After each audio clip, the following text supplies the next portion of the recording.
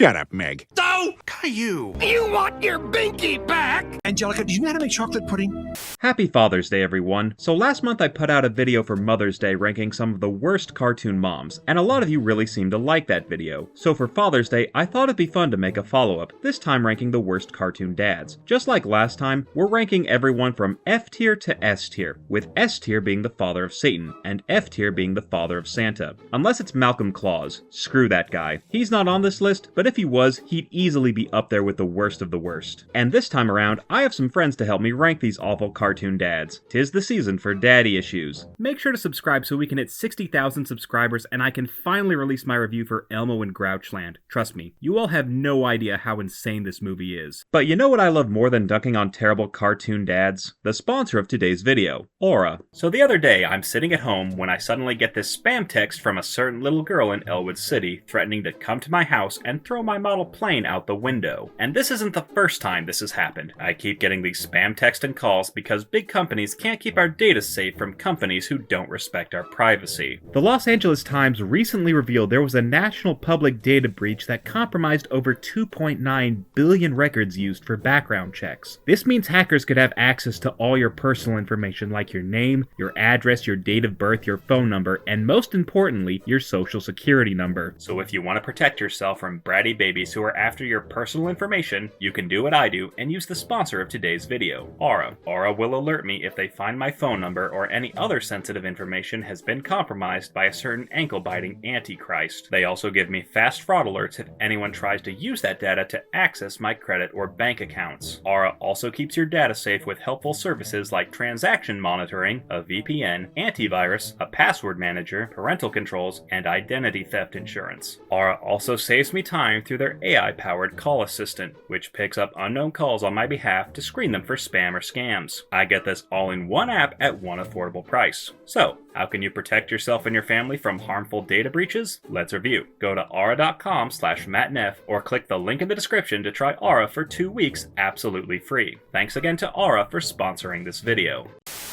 You're never gonna be a war hero like me if you shoot like that. I want my binky back.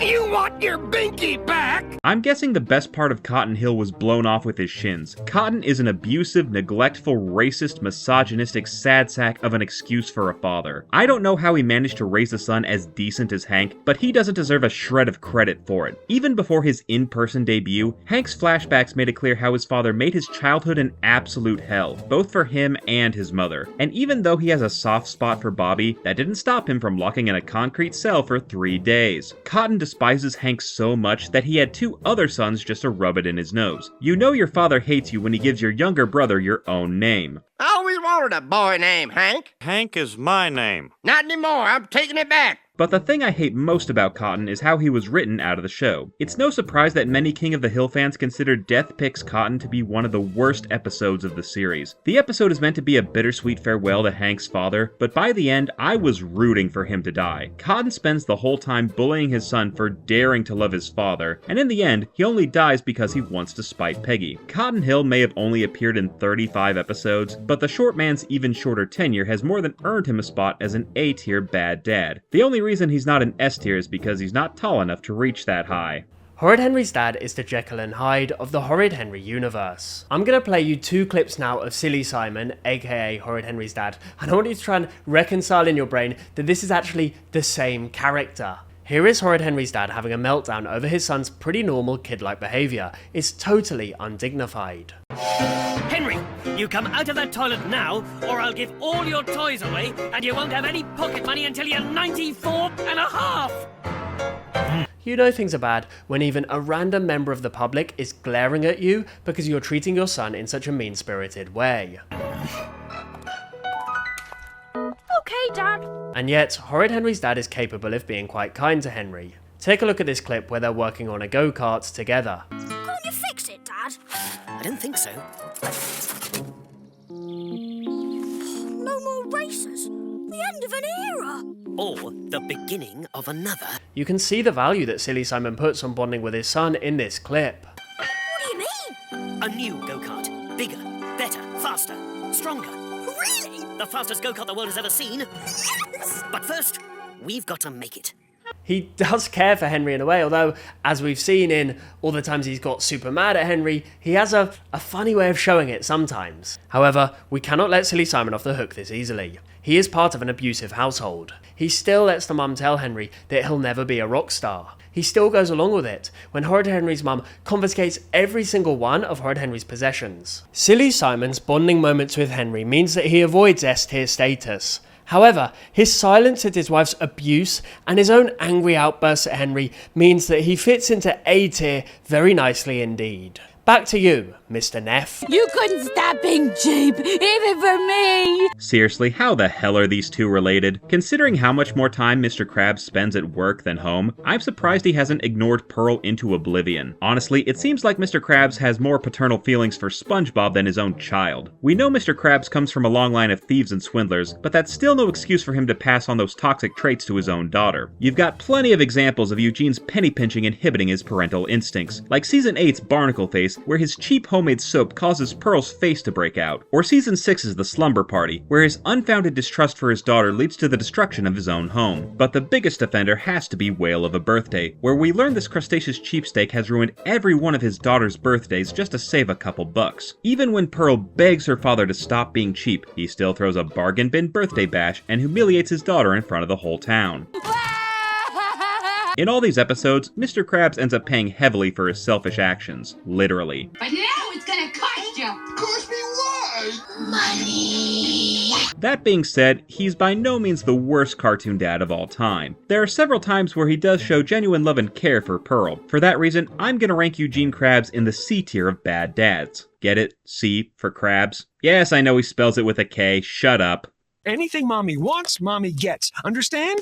Angelica, do you know how to make chocolate pudding? So in my Worst Moms video, I actually give a shout out to Charlotte Pickles for being a really good mom despite having one of the most despicable cartoon brats for a daughter. The same cannot be said, however, for Drew Pickles. I'm not sure if Drew knows the definition of the word no, but if he does, he's kept his mouth shut for way too long. When he isn't pampering Angelica with everything her heart desires, he's cowering in fear of her retribution. Just because he's submissive with his wife, that doesn't mean he also has to be submissive with his 3-year-old daughter. Even the show itself acknowledges that Drew is the primary reason his daughter acts like such an entitled little brat, but Drew is willing to turn a blind eye to all his daughter's red flags because she claims she loves him. Bullshit. Drew is such a people pleaser that the few times where he does stand up to Angelica, it feels super out of character, and Drew somehow has the gall to act like he's superior to his younger brother, even though Stu didn't father this putrid pigtailed princess. The only good thing about Drew is that he seems to genuinely love his daughter, even if that love is clearly not reciprocated. So while Charlotte may be an F-tier bad mom, I'm going to rank Drew Pickles as an A-tier bad dad. He's nowhere near as bad as the worst dads on this list, but he's not winning any Father of the Year trophies anytime soon. When you think of terrible fathers in cartoons or just TV shows in general, no one is more horrible than Fire Lord Ozai from Avatar: The Last Airbender. Talk about an absolute piece of shit. If you don't know, Fire Lord Ozai is the leader of the Fire Nation and the father to Zuko and Azula, and the younger brother to Uncle Iroh in the show, which is actually quite surprising because they aren't anything alike. There are multiple big things that make Ozai a terrible, horrible person, but ultimately what makes you hate the guy the most is how he treats our boy Zuko. Ozai viewed Zuko as weak and basically bullied him for it throughout the show. He even challenged his own son to an Agni Kai for just speaking out of turn. And during the Agni Kai, he mercilessly burned the left side of his face, leaving him scarred for the rest of his life. And then he banished him from the Fire Nation, his own son. He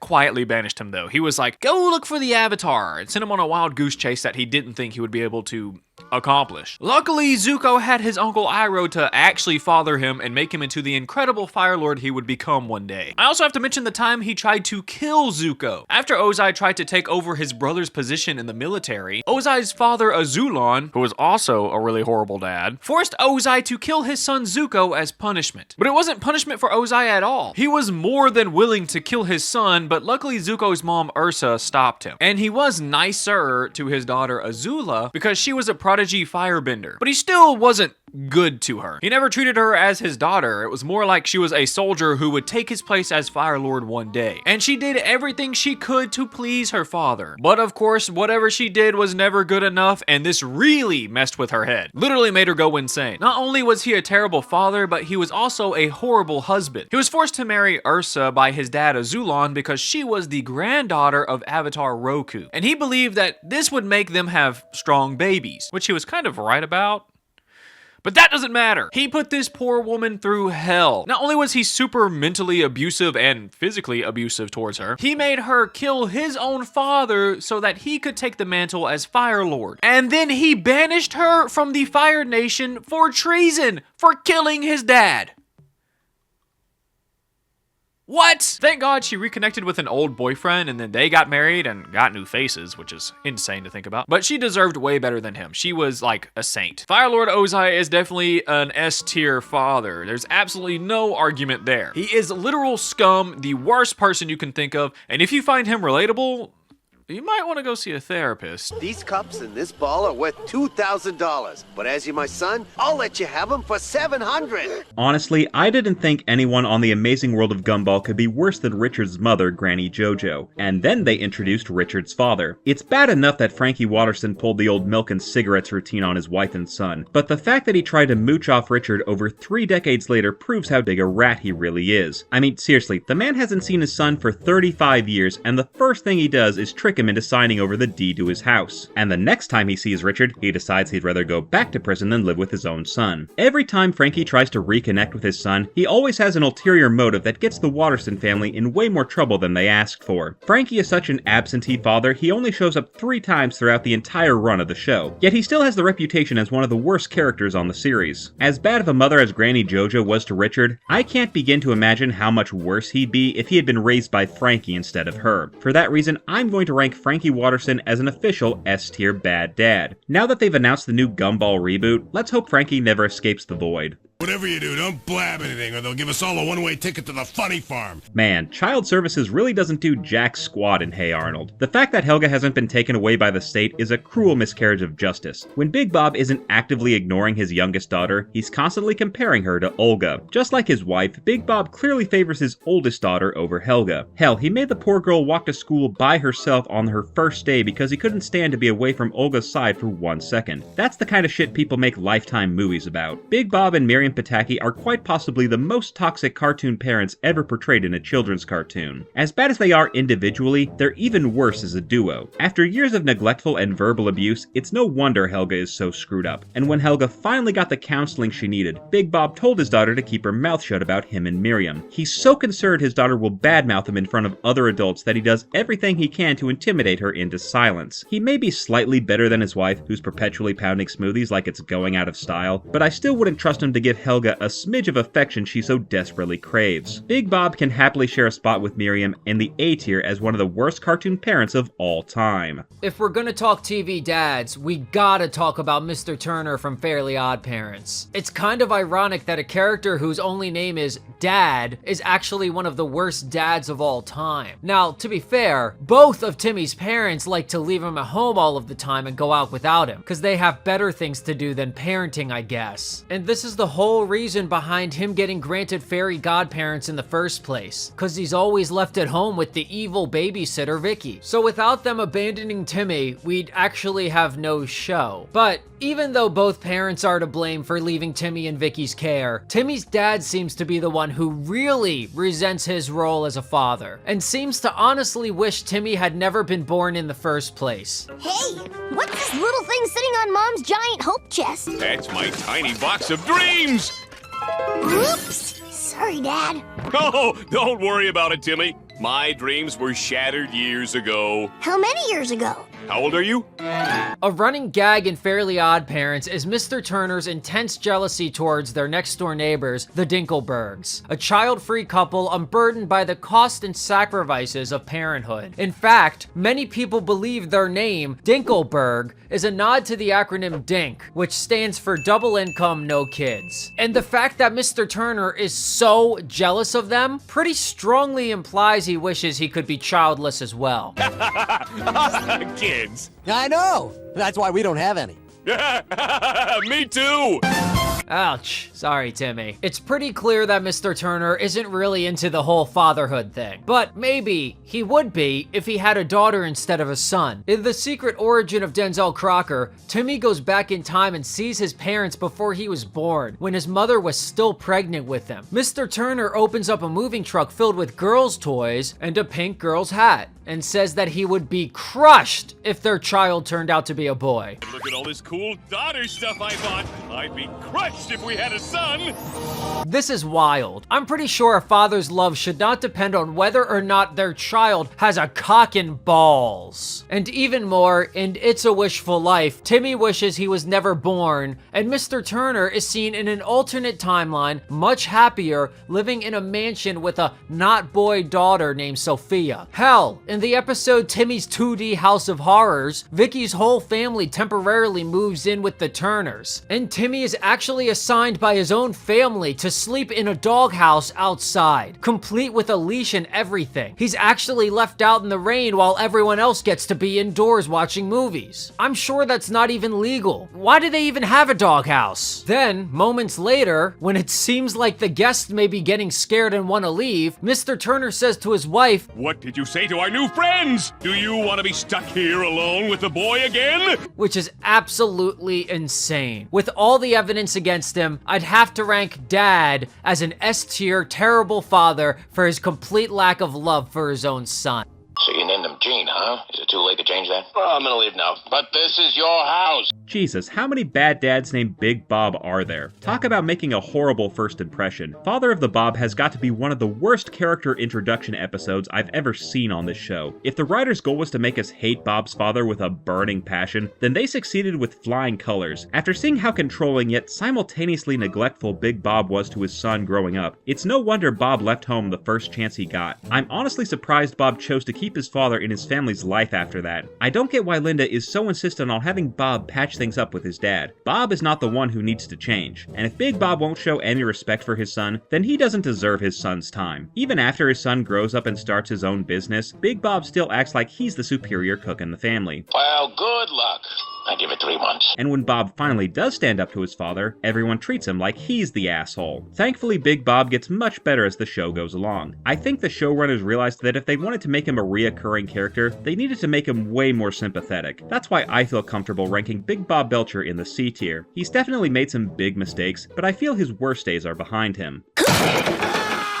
What the hell is wrong with you? It's truly a miracle that Homer hasn't killed off his entire family outside of a Treehouse of Horror special. Homer is the embodiment of learned helplessness. He's managed to weaponize his own incompetence so anytime he screws up, he can play the helpless rascal card and get off with a slap of the wrist by the end of every episode. And yeah, let's address the main elephant in the room. Real-life domestic violence is never a joke, but damn it, Homer choking out his son can be really damn funny. I'll teach you to laugh at something that's funny! I'm not gonna lie, I still laugh at compilations of Homer strangling Bart, but even the show itself has acknowledged that it's kinda weird to make a running joke out of a grown man putting his hands on his son in such a violent manner. And while the show has lightened up on his physical abuse, Homer is still a neglectful father. After 35 years, it's clear he feels more at home at Moe's than his own house. But the worst thing for me is that ever since The Simpsons first aired, Homer's become the default model for every cartoon father in adult animation. And yeah, you can argue that Homer is a knockoff of Fred Flintstone, who himself is a knockoff of Ralph from the Honeymooners, but it seems like most cartoon dads that came after The Simpsons drew at least partial inspiration from Homer. We act like we didn't take a lot from The Simpsons. We took a lot from The Simpsons. That's why I'm putting Homer Simpson in the A tier of bad cartoon dads. Nobody is as excited as I am.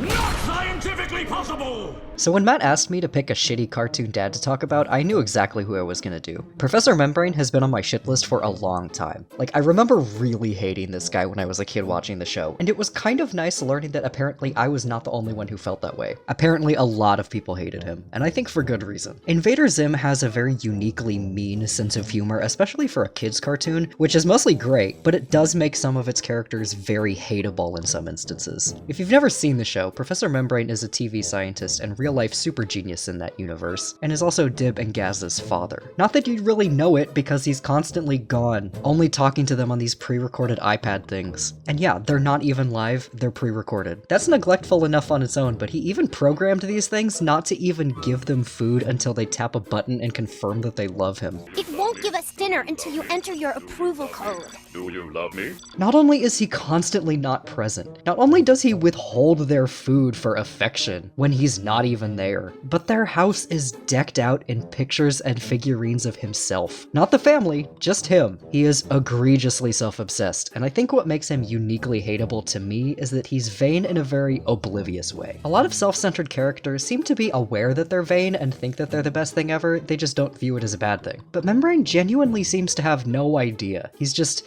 in his own world, which has always been more annoying to me. So he's definitely one of my most hated cartoon dads. He's basically like Professor Utonium if Professor Utonium sucked. But objectively, I can't put him that high on the list because there are much worse options. And there are other examples in the show of him caring about his kids. Probably most notably in the episode Gaz, Taster of Pork, where he works tirelessly to cure the titular pork-tasting illness from his daughter. So he does try, and sometimes succeeds. He's not malicious, but overall he is undeniably neglectful the majority of the time. So I'm gonna go ahead and put him in a solid C tier. I'll let Matt decide exactly where. And speaking of which, thanks for having me on. You can find my channel at Zentennial on YouTube. I make videos sometimes. Thank you! Do you know how bad of a father you have to be to make Beatrice Horseman look like the good parent? As big of a monster as Beatrice is, Butterscotch Horseman is genuinely dangerous. Any illusions Beatrice had of a happy life with her one-night stand were quickly shattered once she realized he blamed her for Bojack's existence. You wanted that baby. Never forget that. And he did nothing to hide his resentment for his bastard son. The scene of him driving Bojack home from soccer practice is one of the most tense and uncomfortable scenes in the whole show. He never lays a finger on his son, but the whole time he's talking, I was constantly worried for Bojack's safety, even when he isn't being verbally abusive. He's not above manipulating his son to help him keep his secrets. Butterscotch is the textbook example of what happens when you combine a fragile ego with a short temper. For God's sakes, the man died in a duel because he refused to tolerate any criticism about his word vomit of a novel. And he's not just a bad father to Bojack. When his affair with Henrietta resulted in the birth of Hollyhock, he was too big of a coward to confront the consequences of his own actions and begged his wife to take care of it for him. The only good thing I can say about Butterscotch Horseman is that his character proves just how incredible of a voice actor Will Arnett is. It should be no surprise that Butterscotch Horseman is the S-tier bad dad of all S-tier bad dads. When I think of cartoon dads, I think of Dexter's dad from Dexter's Laboratory. We don't know his name, and I don't think it's important because Dexter's dad had a lot of memorable moments and a lot of memes were made out of Dexter's dad, Dexter's Laboratory in general. The only problem was, unlike Hugh Neutron, Jimmy's dad, Dexter's dad did not know about Dexter's Laboratory. How long have you been keeping this lab a secret from me? 'Cause I'm just crazy about Labrador Retrievers! And when he did know about it, he would just go apeshit on Dexter himself because it was just more or less like, you know that your son is smart, but you didn't know that he had a secret laboratory. I think that is very interesting, but he also gets very obsessed and fetishizes muffins and all that stuff versus Hugh Neutron's dad, who gets all crazy over ducks. Don't tell the others, but you're my favorite.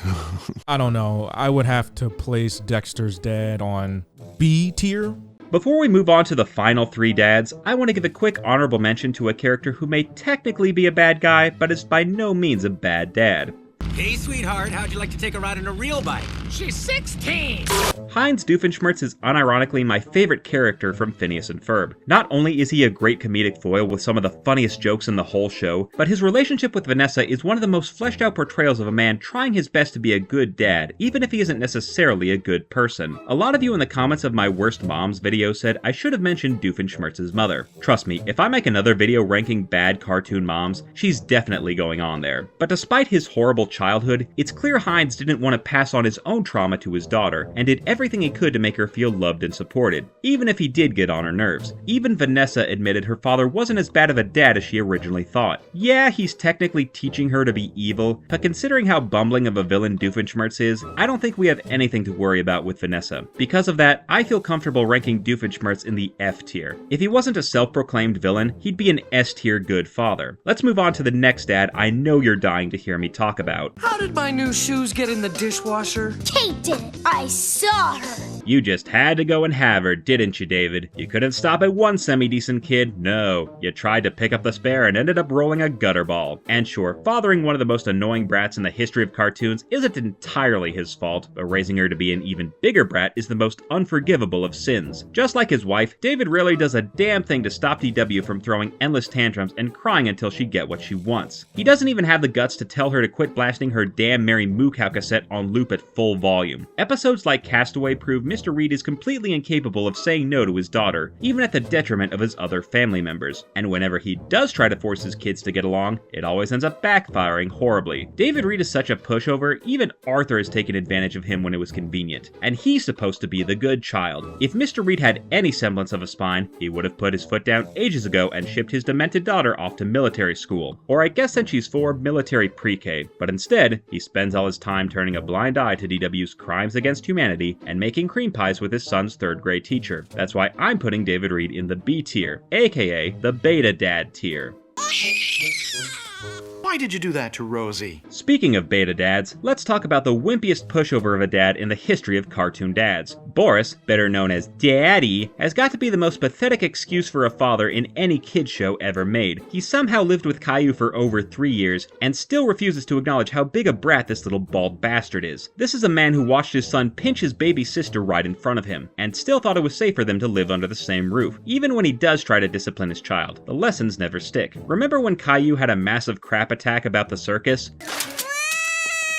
Daddy scolded his son one time and then decided to turn the kitchen into a circus so Caillou could play. The only other time I can actually recall Boris putting down his foot was when Caillou left all his damn toys scattered all over the house and made his son clean them up. And how does that episode end? He builds his son a toy chest so he doesn't have to give away any of his toys, even though he presumably doesn't play with half of them. Considering how weak and spineless Caillou's father is, Boris will be right at home with David Reed in the B tier of beta dads. And now let's finish things off with arguably the worst cartoon father of all time. We act like we didn't take a lot from The Simpsons. We took a lot from The Simpsons. If you ask someone to look up the textbook definition of a horrible father, they'd find a picture of Peter Griffin's fat fucking face. You know someone's bad when even Glenn Quagmire finds them morally reprehensible. It's like Seth MacFarlane stitched together all the worst parts of Homer Simpson into one abusive caricature of a father. Meg, who let you back in the house? Even before Family Guy's steep decline in quality, the Meg punching bag jokes got stale a long time ago. Seriously, when's the last time you laughed at a Family Guy scene where the joke was Peter beating up on his own daughter? While the early seasons treated Peter like a reckless goofball, modern Family Guy has done everything in its power to make its main character as vile and deplorable as possible. His behavior toward his family isn't even funny, it's just cruel for the sake of being cruel. While Butterscotch Horseman may be a worse father, at least that show knows he's supposed to be the villain. Family Guy acts like Meg's sole purpose on the show is to be a walking punchline for her father. When Meg finally does stand up for herself and calls out Peter on his bullcrap, she immediately backpedals just so she won't hurt his feelings. The fact that everyone else in the Griffin family, hell, everyone else on the show is just as awful doesn't diminish the truth that Peter Griffin is a horrible father and a horrible human being. For that reason, I'm putting Peter Griffin in the S tier of bad dads. Shut up, Meg. Thanks for watching, everyone. I want to give a shout out to Snipe Snap, King News Me, Aggressively Average, Stagehands In, and Zentennial for helping me make this ranking video. Go subscribe to their channels and let me know who I should collab with next. Also, let me know who you think the worst cartoon parents are. Was there anyone I forgot to mention? If this video does as well as the last one, I'll make another video ranking even more awful cartoon parents. Let me know in the comments which cartoon brat you want me to tear into next. If there's a specific episode you want me to cover, consider becoming one of my top tier patrons to commission a review for my channel. Thanks again for watching, and I'll see you all next time. And I say, hey, what a wonderful kind of day. If you can learn to work and play and get along with each other.